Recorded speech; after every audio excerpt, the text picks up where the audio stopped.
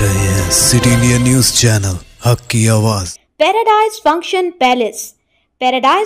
Palace महबूब नगर డబ్బులు నేను చెప్తేనే ఇచ్చిండ్రు ఏం పీక్కుంటావో పీక్కోపో అని చెప్పి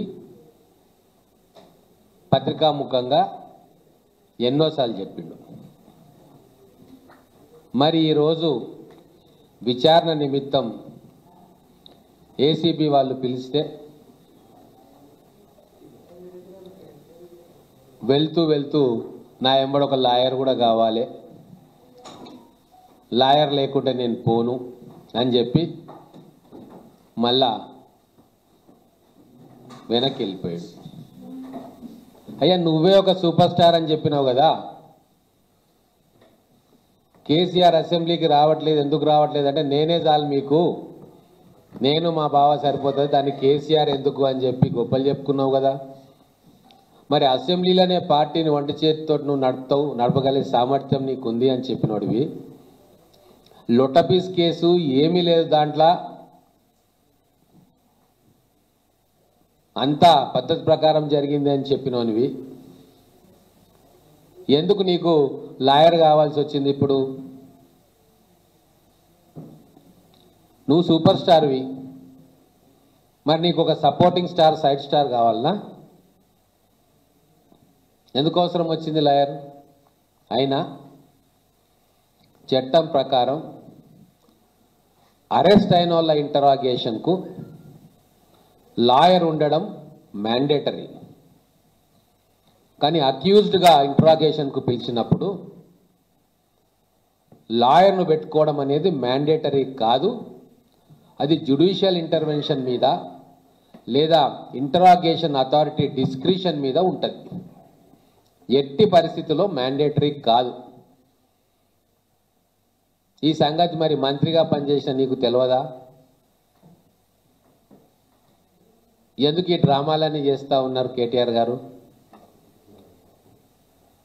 ఎందుకు మీకు మీరు అపహాస్యం పాలవుతా ఉన్నారు? కేసు కోర్టు పరిధిలో ఉంది కాబట్టి డీటెయిల్స్ చెప్పలేకపోతా ఉన్నాం. ఫార్ములా ఈ కార్ ఆర్గనైజ్ చేసే ఎఫ్ఈఓ లిమిటెడ్ సంస్థ మీరు కలిసి ఒక క్రిమినల్ ఇంటెన్షన్ తోటి 600 కోట్ల రూపాయల స్కామ్ చేయనీకే పకడ్బందీగా ఒక్కొక్క స్టెప్ చేసిండ్రు. టోటల్గా డేట్తో సహా నేను చెప్పగలుగుతా. కానీ మళ్ళీ ఈ ప్రెస్ కాన్ఫరెన్స్లో కాంగ్రెస్ ఎమ్మెల్యే రూల్స్ని అతిక్రమించిందని చెప్పి మళ్ళీ మీరు నా ప్రెస్ కాన్ఫరెన్స్ సాకుగా తీసుకొని హైకోర్టులో రక్షణ పొందే అవకాశం ఉంది కాబట్టి వాటి జోలికి పోవట్లే. 100%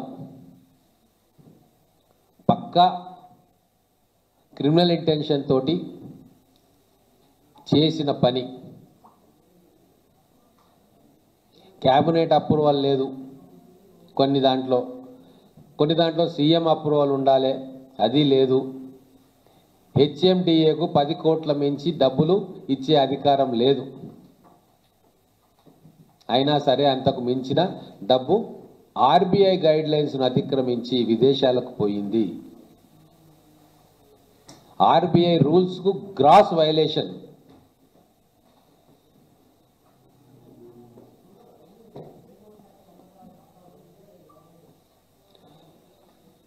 అలాగే అసెంబ్లీలో చెప్పిండు కదా మీ బావగారు,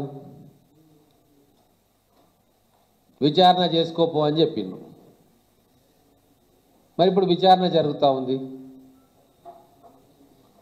అసెంబ్లీలో విచారణ చేసుకో అని చెప్పి బీఆర్ఎస్ పార్టీని రిప్రజెంట్ చేస్తున్న ప్రముఖమైన నాయకుడు చెప్పిన తర్వాత ఆయన మాటను అనుసరించి ముఖ్యమంత్రి గారు లేదా ప్రభుత్వం విచారణ చేస్తుంటే ఆ విచారణలో పాల్గొనకుండా వెనక్కి పోవడం అనేది ప్రివిలేజ్ మోషన్ కిందకి వస్తుందా రాదా చూడాలి. ఒకసారి అసెంబ్లీ రూల్స్ రెగ్యులేషన్స్ను చూసుకొని చూడాలి.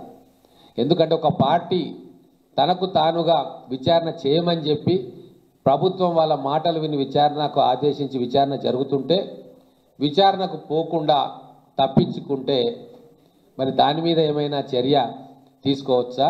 ఫ్లోర్ ఆఫ్ ద హౌస్లో మీరు అబద్ధం చెప్పినట్ట అనేది కూడా ఆలోచించాల్సిన విషయం.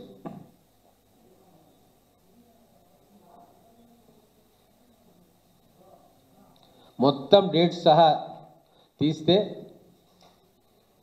అన్ని రకాలుగా జనవరి 22 నుంచి స్టార్ట్ అయింది ఈ స్కామ్. మొదటి అగ్రిమెంట్ జరిగింది, తర్వాత వేరే కంపెనీ వచ్చింది అగ్రిమెంట్లోకి.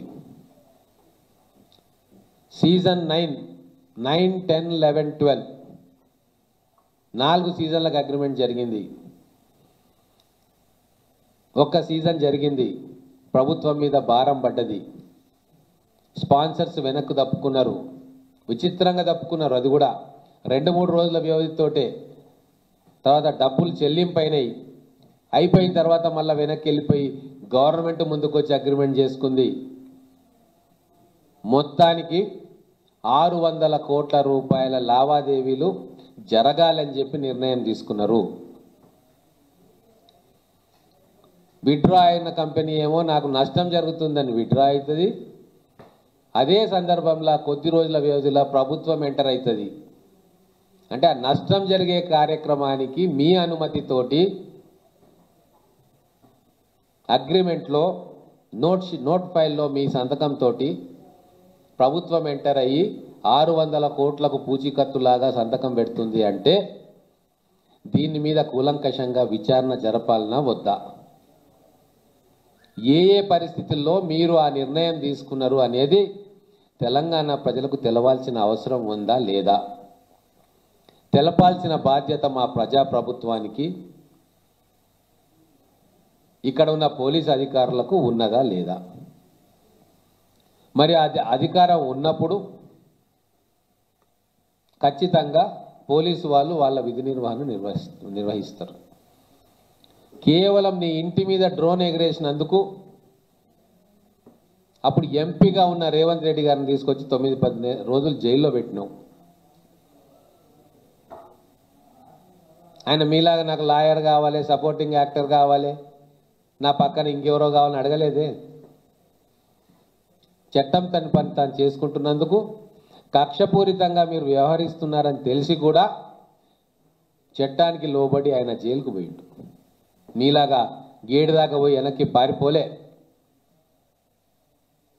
మరి ఏ లెక్క ప్రకారం మీరు గేటు దాకా పోయి మళ్ళీ వెనక్కి పోతా ఉన్నారంటే మీవన్నీ ఉత్తర కుమార ప్రగల్భాలు. ఇంత పొడుగు బిక్తామని చెప్పి చెప్తాం, లాస్ట్కి వస్తే మామూలు కార్యకర్తకున్న తెగువ కానీ తెగింపు కానీ మీకు ఉండదు.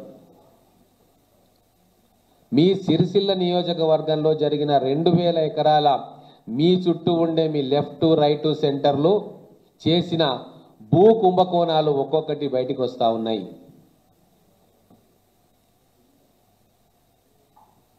ధరణి పోర్టల్ను ఆసరా చేసుకొని మీ చుట్టూ ఉన్న కొంతమంది రాజకీయ ప్రతినిధులు 1000 ఎకరాలను గోల్మాల్ చేసి 1000 కోట్ల రూపాయలు దండుకున్న సంగతి కూడా ఒక్కొక్కటి ముందుకు వస్తూ ఉంది. మొత్తం మీ పాలన అర్బన్ డెవలప్మెంట్ మినిస్టర్గా అవినీతిమయం, క్రిమినల్ ఇంటెన్షన్ తోటి పరిపాలన సాగించిండ్రు. అందుకే దీంట్లో కూడా స్కామ్ ఉంది అని చెప్పి తెలంగాణ ప్రజలు నమ్ముతా ఉన్నారు. ఎట్లయితే మీ నియోజకవర్గం సిరిసిల్లలో భయపడి మీ అనయూలు ఇప్పుడు రిటర్న్ చేస్తున్నారు ల్యాండ్ని, మా ప్రభుత్వం అధికారులు తీసుకుంటున్న చర్యల వల్ల ఇది వరకు భూములను నొక్కేసిన వాళ్ళందరూ, నీ అనుచరులందరూ ఒక్కొక్కరు రిటర్న్ చేస్తూ ఉన్నారు ల్యాండ్స్, మాకు వద్దు ఈ ల్యాండ్ అని. అంటే ఎంత పకడ్బందీగా నిజాయితీగా రేవంత్ రెడ్డి గారి ప్రభుత్వము నియమించిన అధికారులు పనిచేస్తున్నారో ఇది ఒక్క ఉదాహరణ చాలు. అంతే నిజాయితీగా ఈరోజు ఏసీబీ ఈ ఫార్ములా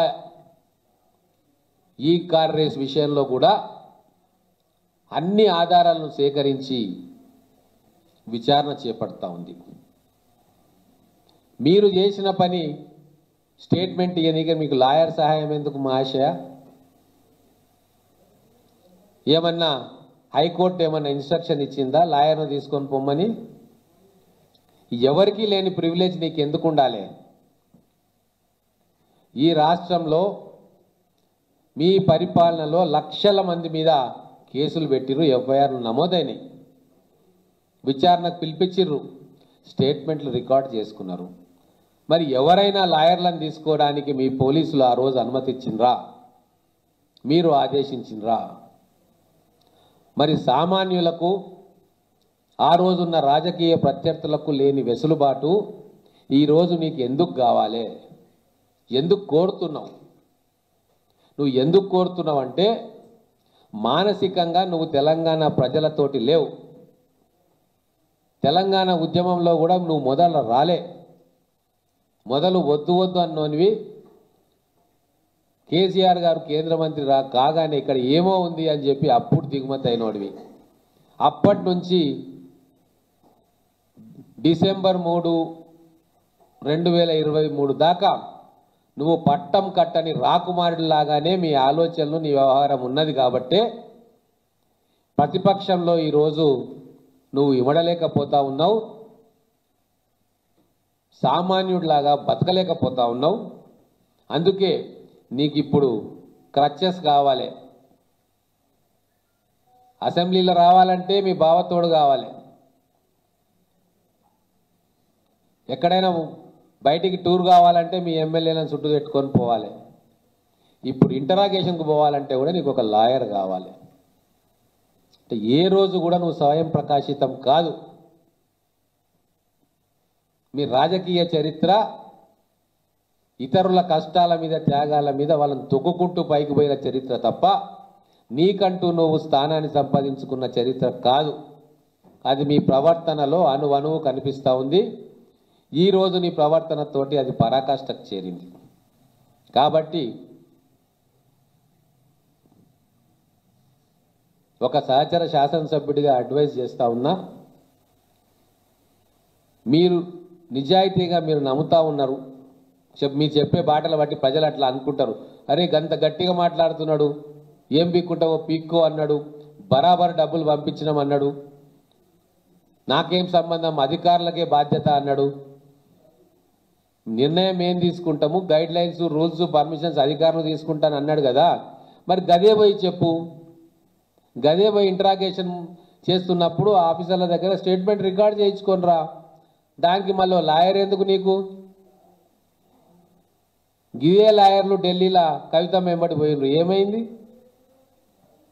తిహార్ జైలుకు పోక తప్పలేదు కదా. మరి ఎందుకు ఇవన్నీ? వారు కూడా ఏదో సెల్ ఫోన్లు వాళ్ళే కనుక్కున్నట్టు బయటకు వచ్చి సెల్ ఫోన్లు చూపించి విక్టరీ సింబల్ చూపించారు. ఏమైంది? ఆ సెల్ ఫోన్లు ఎక్కడ పోయినాయి? చట్టం తన పని తాను చేసుకున్నది కదా. ఇక్కడ కూడా అంతే, చట్టం తన పని తాను చేస్తుంది. పక్కా ఆధారాలు ఉన్నాయి, డీటెయిల్గా పోదలుచుకోలే కావాలని. క్రిమినల్ ఇంటెన్షన్ తోటి ఒక స్కామ్ జరిగింది, ఆర్బీఐ రూల్స్ అన్నీ వైలేట్ అయినాయి. ఖచ్చితంగా ఎన్ఫోర్స్మెంట్ డైరెక్టరేట్కు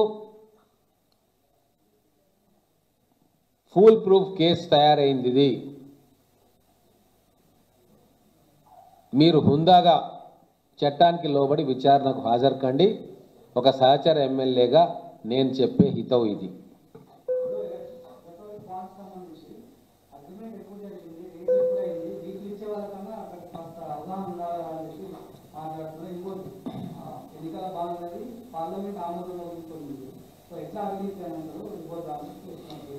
ఇప్పుడు ఎన్నికల బాండ్ అవినీతి అని చెప్తా ఉన్నారా ఎవరన్నా? ఫార్ములా ఈ రేస్ ఆర్గనైజేషన్స్ లండన్ లిమిటెడ్కు అప్పనంగా తెలంగాణ డబ్బును దోచిపెట్టిండ్రు, అన్ని రూల్స్ వైలేట్ చేసిండ్రు. ప్రభుత్వానికి సంబంధం లేని అంశంలో మీ చొరవతోటి, మీ సంతకాలతోటి అనుమతులు ఇచ్చిండ్రు. పరిధి దాటి మున్సిపల్ కమిషనర్ అనుమతి ఇచ్చిండు, పరిధి దాటి హెచ్ఎండిఏ అధికారులు డబ్బులు ట్రాన్స్ఫర్ చేసిండ్రు. లేదు నేను చేయను అన్న బ్యాంక్ అధికారిని బెదిరించి ఏదో ఒక జియో కాపీ చూపించి డబ్బులు ట్రాన్స్ఫర్ చేయించిండ్రు. ఇది కదా ఈయన మీద ఉన్న కేసు. దీంట్లో గ్రీన్ కోకు బాండ్కు ఏం సంబంధం? గ్రీన్ కోకు మీకు ఉన్న దోస్తానా ప్రపంచానికి తెలుసు, దాని గురించి కాదు కదా ఈ కేసు. కాబట్టి ఆ ఎలక్టరల్ బాండ్కు ఈ కేసుకు ఎటువంటి సంబంధం లేదు. గ్రీన్ కోకు కేటీఆర్ గారికి ఉన్న సంబంధం ఏందో ప్రపంచానికి తెలుసు.